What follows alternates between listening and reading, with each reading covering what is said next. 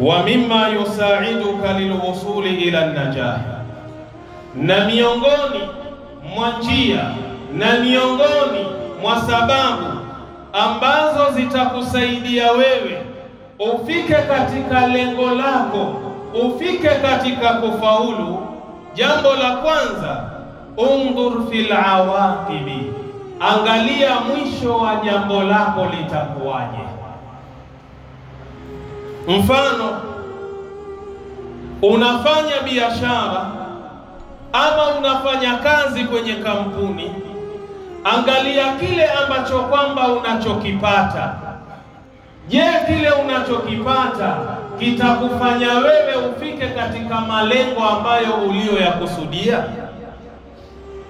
Ile fedha ambayo kwamba unalipwa na kampuni au ile faida ambayo unayoipata kwenye biashara yako unayoifanya, angalia kile kiasi cha fedha na malengo yako ambayo uliyojiwekea katika ulimwengu. Je, mimi nitafika kwenye lengo langu la kuwa mfanyabiashara mkubwa, la kuwa mwekezaji mkubwa? Utakapoangalia hili jambo mwisho wake huenda likawa hivi na lisiwe hivi, basi fahamu ya kwamba hii ni njia mojawapo ya kuweza wewe kufikia yale malengo ambayo unayoyahitajia. faman jabuna an yarhala an baladihi li talabi rizqin au ilmi. Mfano, mtu atakapoamua kufanya uzembe au atakapoamua kufanya ujinga, akakosa kusafiri kutoka kwenye nchi yake au kutoka kwenye mji wake kuenda sehemu nyingine, lengo ni kwenda kutafuta riziki, lengo ni kwenda kutafuta ilmu, lakini kizuizi chake ambacho kinachomzuia mpaka asiende nchi nyingine au asiende mji jirani kwenda kutafuta riziki ama elimu, yara anna min almuhtamali an yusibahu maradun au qad yamutu fi ghurbatihi. Katika mawazo na fikra zake anaona, mimi nikisafiri, nikienda nchi jirani, nikienda mji jirani kwenda kutafuta riziki, kwenda kutafuta maisha, kwenda kutafuta elimu, anaona ya kwamba akienda kule atakwenda kuteseka na maradhi na familia yake haiko karibu na yeye, au atakwenda kufa katika mji ambao ni wa kigeni ama nchi ambayo ni ya kigeni. Lakini hapo hapo na mawazo aliyokuwa nayo mabovu katika akili yake na kichwa chake, minal muakkidi, ana uhakika annahu idha lam yartahil, ya kwamba asipoamua kusafiri kwenda nchi jirani kwenda kutafuta maisha au kwenda ughaibuni kwenda kutafuta maisha, dhaka rizquhu, riziki yake itakuwa ni ya dhiki na ya tabu, au qalla ilmuhu, au elimu yake itakuwa ni chache hajaongeza elimu. Fanadharu fil awaqibi, akiangalia mwisho wa hili jambo analotaka kulifanya, yahmilu almar'a ala shajaati wal iqdami, itampelekea mtu huyu aweze kuwa na ushujaa na kuamua kusafiri kwenda kutafuta maisha nchi nyingine. Ndio maana tunasema ya kwamba jambo la kwanza ambalo litakufikisha kwenye malengo yale ambayo umeandaa na kuyachora katika huu ulimwengu, unataka kuyafikia malengo yale, angalia mwisho wa jambo lako litakuwaje. Ukiona ya kwamba mimi kukaa kwenye nchi yangu, mimi kukaa sehemu ambayo niliyozaliwa, nitakuwa masikini, riziki yangu itakuwa ni finyo kwa sababu kazi natafuta sipati, ina maana mimi sina mwelekeo. Nitakapoendelea kuishi mahala hapa, nitakufa masikini, nitakufa nikiwa sina kitu. Basi moja kwa moja akilijua hili, atapata ushujaa na nguvu aamue kuondoka kwenda kutafuta maisha sehemu nyingine, ili asiwe masikini na fukara. Na hili jambo linaumiza watu wengi sana. Mtu ametafuta kazi, amehangaika katika nchi yake, amekwenda kila kampuni, hachukuliwi. Matokeo yake anaamua kukaa. Yeye anasema Mwenyezi Mungu inshallah ataleta bwana. Mwenyezi Mungu ataleta wapi?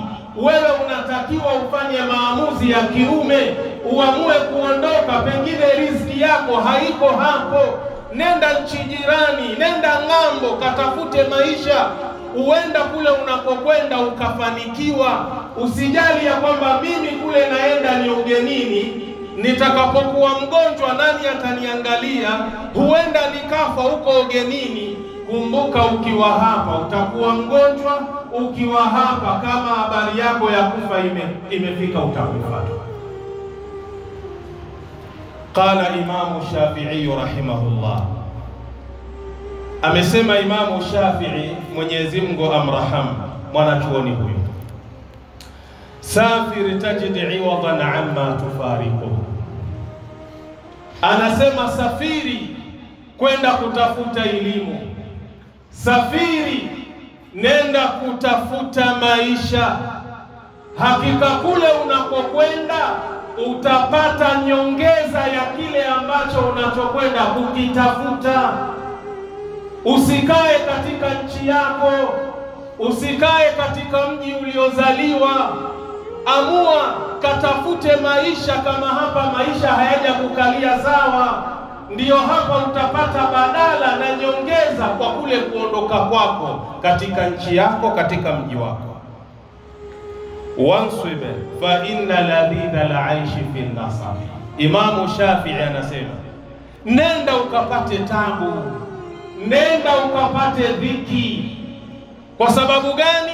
Hakika ya maisha mazuri yapo katika ile tabu na dhiki unayoipitia wakati unatafuta unachokitafuta. Hakuna riziki ambayo kwamba inakuja kama maji. Hakuna riziki ambayo inakuja kirahisi. Amua kwenda kupata dhiki na tabu, kwa sababu maisha mazuri yapo katika ile tabu ambayo unayoipitia. Inni raaitu wuqufa al-ma'i yufsiduhu. Imamu Shafi anasema hakika yangu mimi nimeyaona yale maji yanaposimama huwa yanaharibika. Maji yanapokuwa yapo sehemu moja yamesimama, mara nyingi yale maji huwa yanachafuka. Kunatupwa kila aina ya uchafu katika yale maji. Nyasi, majani, kila aina ya uchafu vitakuwepo katika yale maji. Insala taba wa in lam yajri lam yatib. Lakini maji yale yakiwa yana sifa ya kutembea huwa yanasafishika, yanakuwa safi. Ule uchafu unapelekwa na maji yanajisafisha yenyewe. Lakini maji yale yasipotembea yakiwa yako sehemu moja, maana yake yale maji kila uchafu utakuwa unaingia ndani na yanazidi kuchafuka. Nini maana yake? Hii inamaanisha ya kwamba ukiamua kukaa katika sehemu uliozaliwa, katika mji ambao uliozaliwa, umekomaa utaki kwenda kutafuta maisha nje, huenda maisha yako yakawa ya dhiki na tabu.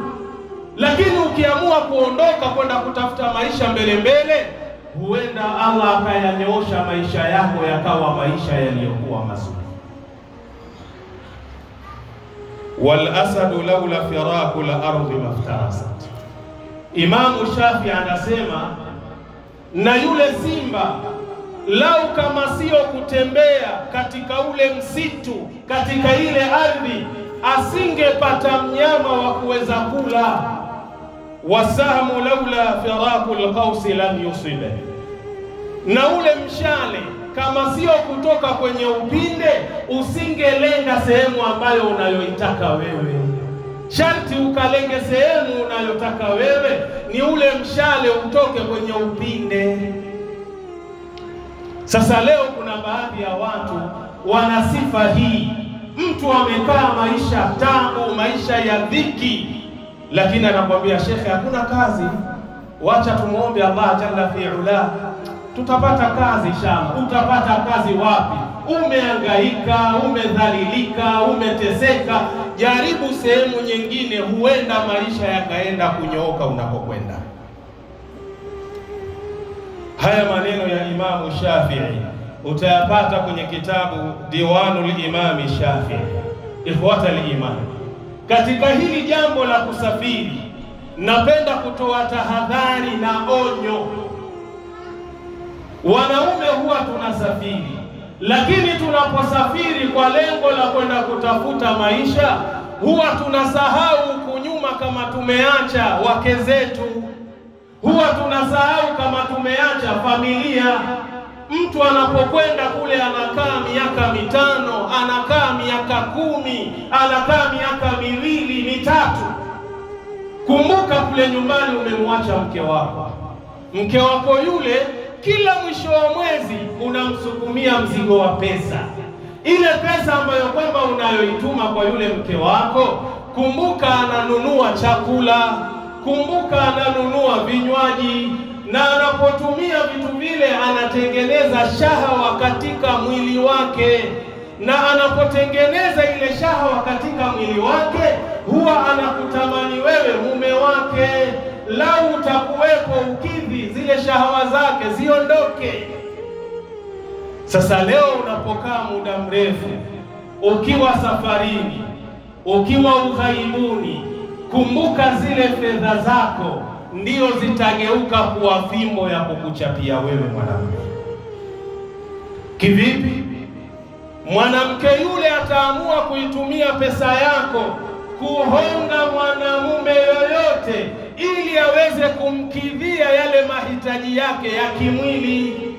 Wewe unamkidhia mahitaji yake ya kimavazi, ya kula, ya kimalazi, lakini kumbuka mwili nao unadai.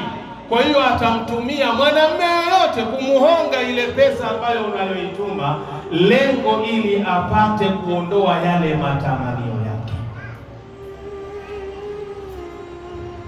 Wanamtia akili katika hilo inshallah. Wakati mmoja Umar ibn al-Khattab radhiyallahu anhu katika utawala wake, akiwa usiku anafanya doria yake, anazunguka, anaangalia raia wake, alisikia kuna sauti inatoka kwenye nyumba ya mwanamke. Mwanamke huyu ni wa kisahaba, mume wake ni sahaba. Mwanamke huyu usiku ambao ni mzito anatoa maneno ambayo ni mazito. Anasema nini? Tatawala hadha al-layl waswadda jawanibuhu وأرقني ألا حبيب ألاعبه فوالله لولا الله لا شيء غيره لزعزع من هذا السرير جوانبه مخافة ربي والحياء يكفني وإكرام بعلي أن تنال مراكبه. Sikiliza balaa. Mwanamke anatoa maneno mazito, na huyo mwanamke wa kisahaba ya jamaa anasema tatawala hadha al-layl waswadda jawanibu, umekuwa mrefu huu usiku na giza limetanda pambizoni mwake. Wa arqani alla habibun ulaibuhu, na kumenifanya na kesha sina mpenzi wa kucheza naye, wa kufanya naye tendo la ndoa. Fa wallahi laula Allahu la shay'an ghayruhu, na apa kwa Mwenyezi Mungu, lau kama ingekuwa hakuna kitu chengine isipokuwa huyo Allah, la zu'zi'a min hadha sariri jawanibuhu, ningeamua kucheza cheza kwenye hichi kitanda na mpenzi mwingine, yani kinyume na mume wangu.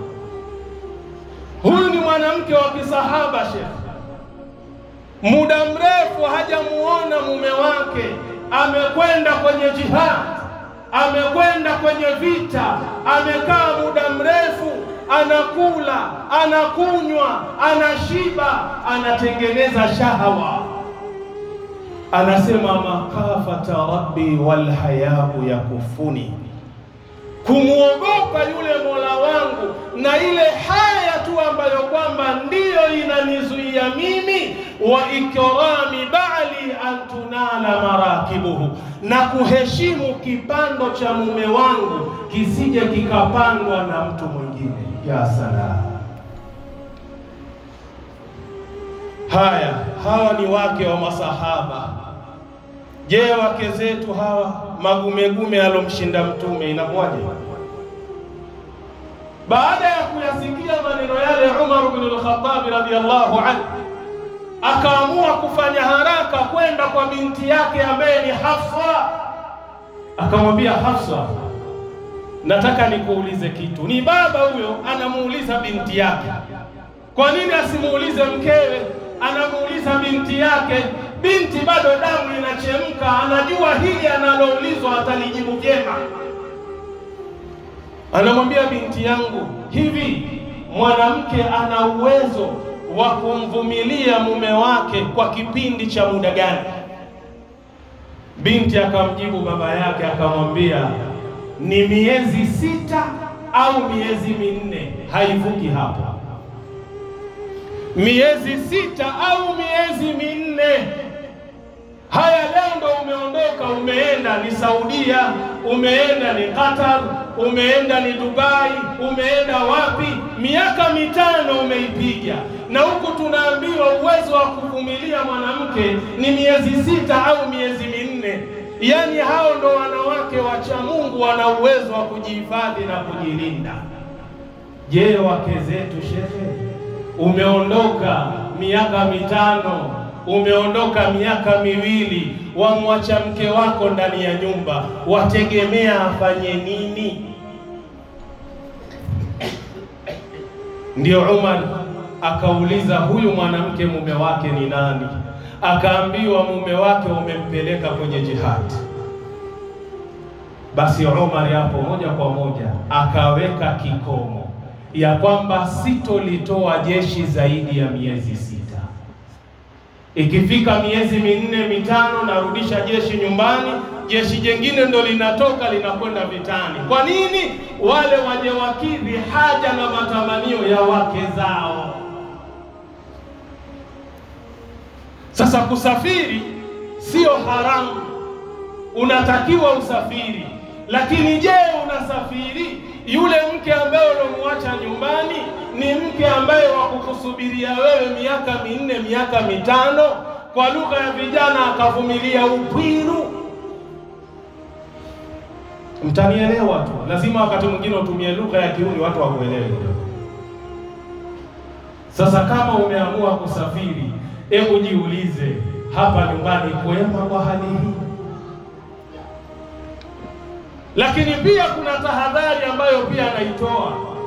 Kuna baadhi ya wazazi wanapoona maisha ya binti yake ni magumu kupitia yule mume ambaye aliyemuoa, anamuita binti yake, anamwambia, sasa binti yangu, ukimshiriki mume wako na yale maisha munayoishi, nyinyi mtakufa masikini, nyinyi mtakuwa mnaombaomba. Sasa binti yangu ni hivi, amua moja tu, nahitaji tukusafirishe tukupeleke Arabuni ukafanye kazi. Mume akiingilia kati hili jambo, anaambiwa, sikiliza, binti huyu anapokwenda kule Arabuni akafanya kazi, manufaa na faida inakuja kwako wewe, haiji kwetu sisi. Mali ile itakuwa inakuja kwenye nyumba yenu wewe na mkeo. Mume anashindwa nguvu na kauli za wazazi wa mke, anamruhusu mke wake kwenda Katari, kwenda Saudia, kwenda kufanya kazi. Kisheria tayari washamkosea yule mume, kwa sababu mume ndio mwenye amri. Akisema la, hapana, basi. Akisema sawa sawa, na uwe baba huna wivu, ndio umruhusu mke wako aende akafanya kazi Saudia. Kwa nini nakwambia hivyo? Bora akafanya kwenye kampuni, lakini sio kazi ya nyumbani. Kazi ya nyumbani kule, ndugu yangu, kuna matatizo kwa watoto wa kike. Nishalifanyia utafiti hili, sio naropoka tu. Yupo rafiki yangu amefanya karibu miaka 10 na wa kiume, ananiambia wallahi na kuapia ndugu yangu, lau mama yangu au dada yangu au mke wangu akanilazimisha kwenda kufanya kazi Saudia au sehemu nyingine yoyote, wallahi undugu ndio unakufa. Na kama ni mke nampa talaka, na kama ni mama yangu namwambia leo mimi na wewe naona tuachana. Nikamuuliza, mbona wazungumza maneno makali hivi? Akasema ndio, najua mimi kile tulichokishuhudia kule. Nikamuuliza, nini umekutana nacho kule? Anasema hawa mabinti zetu wanaosafiri kwenda kufanya kazi za majumbani, kule kuna baba mwenye nyumba na kuna wale watoto wa kiume wa baba mwenye nyumba. Mara nyingi inavyotokea, yule mkeo au binti yako au dada yako akipendwa na baba mwenye nyumba, fahamu hiyo imekula kwako. Kivipi? Atamfuata, atamwambia sikiliza, mshahara natoa mimi, sasa ukinisikiliza nitakupa donge nono, yani mshahara utakuwa mara 3. Haya, wataka nikufanyie nini? Nachotaka mimi wewe uwe starehe yangu, kiburudisho changu. Na wewe umemtoa mke wako ndio akatafute nini? Akatafute pesa. Wewe mwenyewe umekaa huko, hakuna midevu waangalia TV, mali yako yaliwa mzee. Binti inabidi akubali kwa sababu yuko mbali. Akisema atakataa, wanaweza kumtengenezea jambo lolote. Ndio maana wasikia mtu karushwa kwenye gorofa, mara wasikia mtu katiwa kwenye friza. Haya yote yanatokea kwa sababu gani? Ni kukataa yale maombi ya bosi wake wa kiume. Na wakati mwingine wale watoto wa kiume wanajifundisha kufanya jimaa kupitia mke wako. Leo umelala na mtoto huyu, kesho walala na mtoto yule, kesho kutwa na yule, na wote wanajuana kama tunakula mchezo mmoja. Sasa hii safari ya kwenda kule ina faida yake na ina madhara yake. Sasa pia lazima uangalie kabla hujatoa maamuzi ya kumruhusu mke wako kwenda kufanya Saudia. Je, huyu mwanamke akienda kufanya kazi kule, ndoa yangu itakuwa salama? Lazima ufanye maamuzi ya kiume. Kama itakuwa ni kusafiri, safiri wewe mwanamume, na usikae muda mrefu, kwa sababu hilo unaloliofia mkeo akienda kule kufanyiwa, vile vile ukimwacha hapa kwa kipindi kirefu atafanya nini? Atafanyiwa. Itakuwa umeruka mikojo, unakwenda kukanyaga mavi. Kuwa makini. Hiyo ni njia ya kwanza ya kunisaidia mimi na wewe kufika katika malengo tuliyoyaandaa kwenye maisha yetu na kuyachora katika maisha yetu. Nini? Undur fil awaqibi, angalia lile jambo lako kabla hujalifanya, mwisho wake litakuwaje. Ukiona mwisho wake ni waheri, nenda ukalifanya. Lakini ukiona mwisho wake ni mbaya au si mzuri, achana na hilo jambo.